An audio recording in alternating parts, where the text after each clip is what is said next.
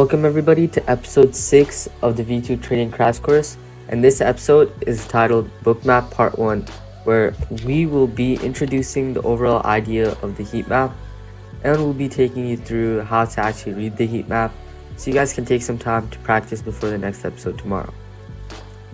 Okay, so you may be wondering what exactly is heat map. Heat map is what we use in Bookmap and is one of our main things that allows to read order flow and understand the live market sentiment and price action in the market. And essentially it shows the time and it shows the levels in which limit orders are being placed. So on a heat map where potentially it is more shaded, it shows that there are more resting limit orders at the area, which can stand as a magnet or a barrier, as said before in episode 3, I believe. This essentially allows us to see liquidity, which we cannot see on the charts. Additionally, with the heat map, you can also understand that the movement of liquidity can also indicate market sentiment. Let's take a look into some examples. Okay, so on screen now is the Bookmap heat map, which you can see it. Once again, shout out to Live Alex with Think with Bookmap. Great resource, you guys should check him out. Completely free Bookmap live stream. But essentially this is what the heat map is. The heat map is on this squared portion. So you see the things that are shaded in red that are more dark than the other plain portions of the heat map. This essentially shows you where a lot of limit and resting orders are. As you can see here, this shows you the number of limit orders, and at this area we have 217 limit orders just resting there. Now let's take a look into how this could actually help you understand your trades, right? On ES, we're just sitting around the 50% or V2 level of ES in this overall range. But it's hard to tell if we're gonna head to these lows or head up here to these highs. With Bookmap, you get that extra level of analysis that allows you to understand where market may go next. Like we mentioned, barriers or magnets, what would this level at the top be? Yes, it would be a magnet.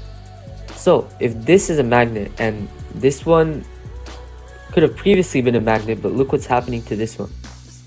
The liquidity is getting dissolved, while this one it's getting stronger and it's staying stable. This is an early indication that price will continue up and take this overall liquidity level. It is almost impossible to know this without Bookmap, and likely once this level has been hit, you might see some consolidation or maybe even a drop.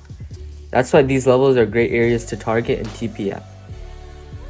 Additionally, if you are reversing them and these act as barriers, they could be a nice stop loss as well. So let's make a quick prediction and test out our hypothesis. We predict that price will go up to these highs before we break 5720, these levels. That gives us approximately a 1 to 1.2 ratio, I'm assuming. Maybe even higher than that, but we'll have to see. So we are expecting price to go take these highs at 5750.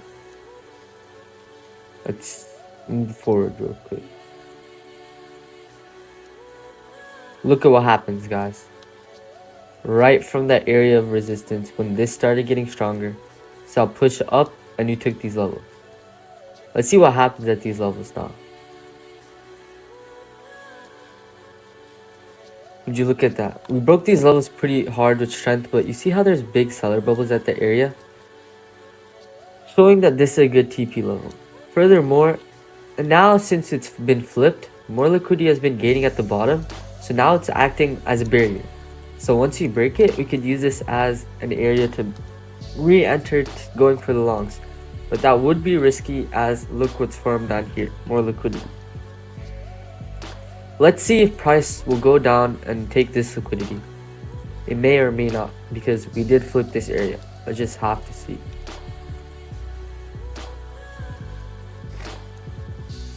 And look at that. We did not. It continued to go up. Why? Because liquidity started forming up here. This continued to reestablish itself as a barrier. And this liquidity is what you call spoofing. And what spoofing is injecting liquidity into the market and then removing it to manipulate the market. So this potentially could have been illegal activity going around, but you need to be aware of these types of things, and you'll know more types of things of this sort as you keep trading and getting more screen time. But looks like we went to these highs right there. Here's another example right here where you can just see price go from literally a heat map level to another heat map level. Look at this area. We saw a big spurge to the downside and we started creating a range of liquidity levels. Typically when we create a range like this, we just go from liquidity level to liquidity level. And from here, let's see if we sweep this liquidity level and see what happens from there.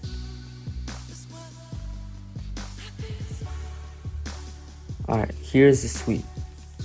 Let's see if, imagine if someone shorted from there and took a TP there. If they wanted to get these lows, would they get it? Let's find out.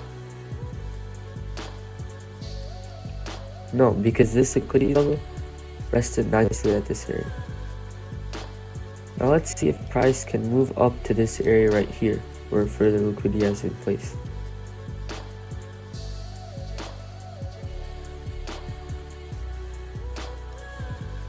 Would you look at that? Perfectly to that liquidity level.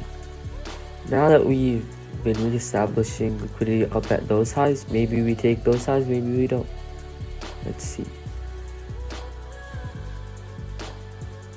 Alright, I would be confident in, suppose you weren't along in this, I would be confident in taking profits up here. Why? Because so much liquidity has been placed at the top.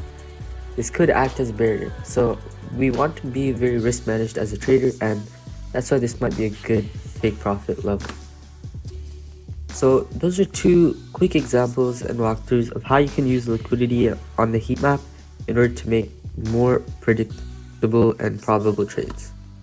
So to conclude this episode, I hope you guys understood the significance of heat map, and I introduced you guys how exactly you can use the heat map.